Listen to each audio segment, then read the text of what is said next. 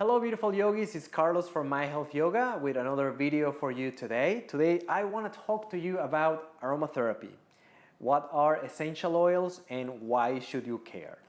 Now if you've taken a few of our online courses, odds are you have heard of us talking about essential oils in some way, shape or form for some of our modules.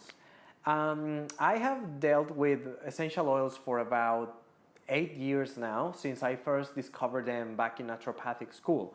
And back then it was a couple units covered them, just to understand the chemistry behind it and how they interact with the body, etc. But somehow I managed to not learn some, I would say, key information back then, and I have pretty much not known for many years that has really reignited my passion and my love for essential oils in recent months. But if you never heard about aromatherapy, or if you never used it, you don't know what an essential oil is, this is the right place for you, because I want to start from the beginning. I want to explain what essential oils are and why are they so special and how can you use them in your daily life. So aromatherapy is basically the art and the science that goes into extracting aromatic compounds from plants in order to produce oils and substances that help promote well-being and regain balance in the physical, emotional, and spiritual levels of the body. Now, it's good to remember that plants are just as complex as any other living thing. The biochemistry of plants is incredibly complex, and for the most part we still don't understand a lot of them. The natural world is one of the biggest assets, I would say, humanity has at its disposal. However, because it's so vast, there's plants that we haven't even looked at it yet. I mean, plants that might grow underwater that we haven't even get to them, let alone properly study them and analyze them and find a way to really use them to seek health and to our advantage.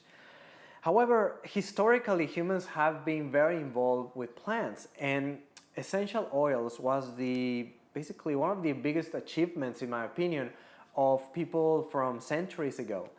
There is a movie called Perfume, and this is a big parenthesis here, called Perfume, that is one of my favorite movies out there. It's not very old or not very new, but it's a great movie, and it talks about aromatherapy and essential oils, how they were extracted back in France, and how back in the day people who wanted to smell well, rich people, needed to depend on their local chemists to extract essential oils, and it was incredibly expensive because back then chemistry, for better or for worse, haven't gotten to the point in which you can replicate some smells with synthetic compounds.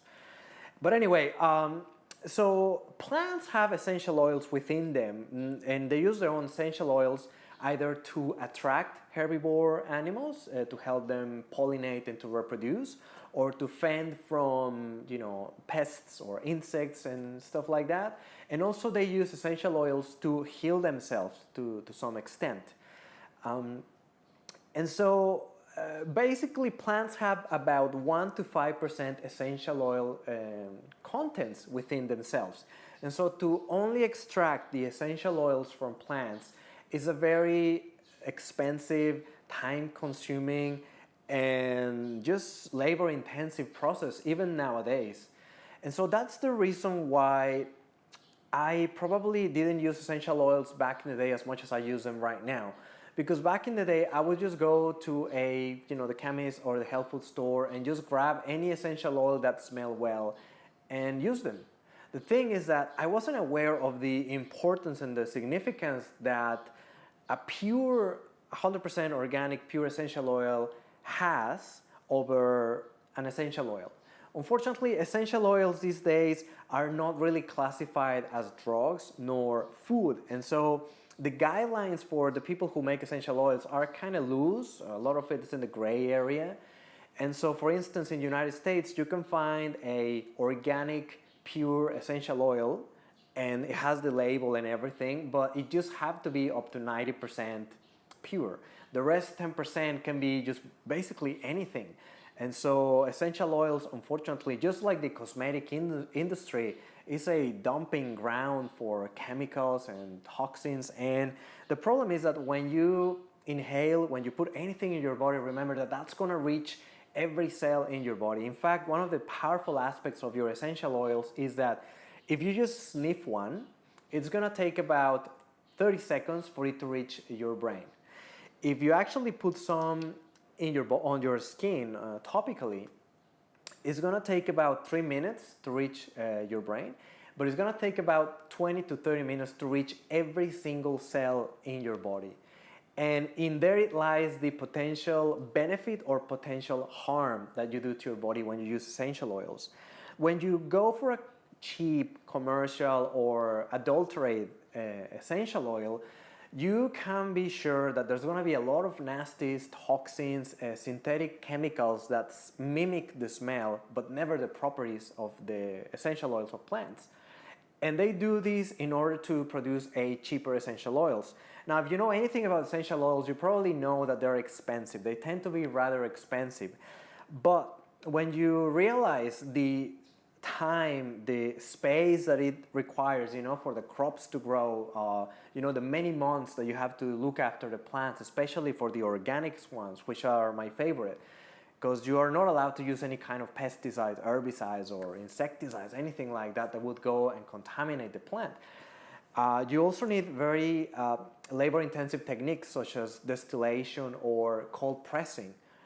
And so it takes many months of intense labor to produce a tiny amount of essential oil. However, if you go for a brand that is 100% pure and organic, then you are really talking about something that is incredibly powerful and I would say medicinal if you use it correctly. I got in my possession many essential oils now. My collection keeps increasing. But nowadays, I really make sure that I investigate the brand that I'm using.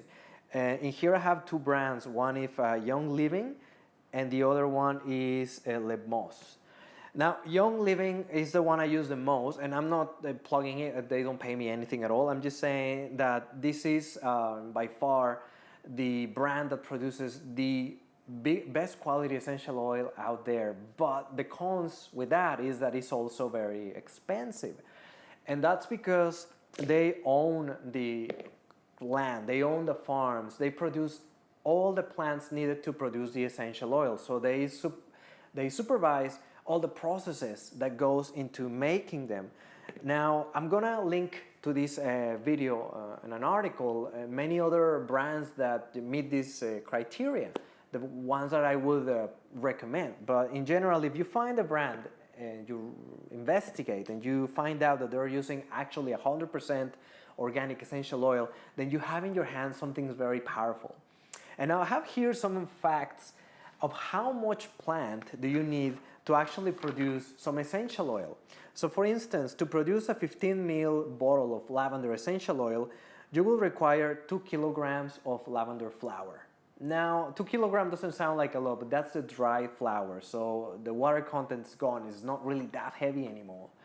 And so 2 kilos to produce a little tiny bottle, well, now you can see why it's expensive, but that's nothing compared to lemon. You need about 3,000 lemons to distill just about 2 pounds of lemon essential oil, so about a kilo. So 3,000 lemons for a kilo of essential oil. That's about 50 lemons per 15 ml bottle, which is quite crazy.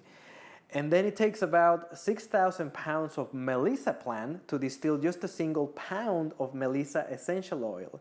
So that is 63 pounds of plant per 5 ml bottle. That's crazy. But the biggest one, and the one that I can still get my head around, is the rose petals. Now, if you love the smell of roses and rose petals, well, get this. It takes 10,000 pounds of rose petals to distill 1 pound of rose oil. So that is, in terms of bottles, you would need 105 pounds of rose petals to produce a 5 ml bottle.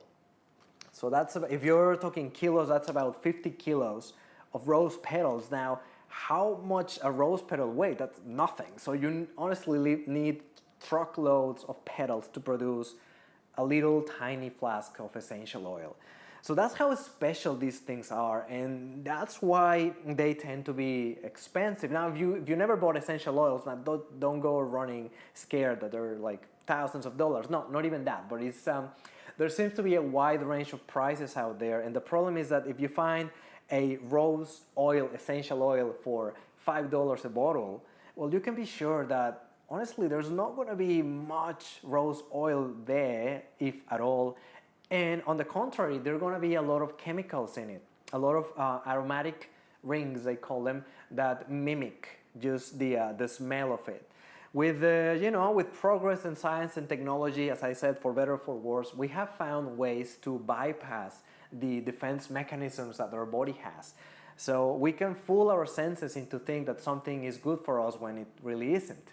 Now, back in the day, that probably wasn't a problem, but now with technology, as part of the consequences and the benefits of having technology is that you can mimic pretty much any smell. The problem is that there's chemicals, it's synthetic, all the properties, the beauty of the plant is nowhere to be found, and in fact, you're actually harming your body more likely than not. Remember, it's going to reach each and every individual cell in your body, whatever you put on your skin. So you want to make sure that it's something that is of quality. Now, why the plant tend to be better than the synthetic? Because plants are made of hydrocarbons, and hydrocarbons is a molecule that is, well, ancient. We are made of hydrocarbons. It's a molecule that your body evolutionary has dealt with for millennia, and so it really knows well and knows how to use now, how to recognize and assign to different tasks that you need in your body. When it comes to chemistry, you have these new molecules that are brand new, made in labs, and so when you put them in your body has no clue what to do with them. Now, they smell good, and most of perfumes has a problem. They might smell good, but you're really harming your body. And nowadays, for instance, I use them for cooking. I use them to, spray my house. I use them on my belongings. I can put them on my laundry, on my sheets. I put them on my body. Now, some of them are way more stronger than others, and I have learned by experience, for instance, I don't use deodorant anymore. I use essential oils. But I have found that some essential oils are really rough on the skin if you put a little bit too much. And remember how concentrated these things are. So too much could be just 3 drops, and that's too much. For instance, I use mint in my armpits, and they were actually burning. So I don't use mint for that purpose anymore. I use more lavender for deodorant.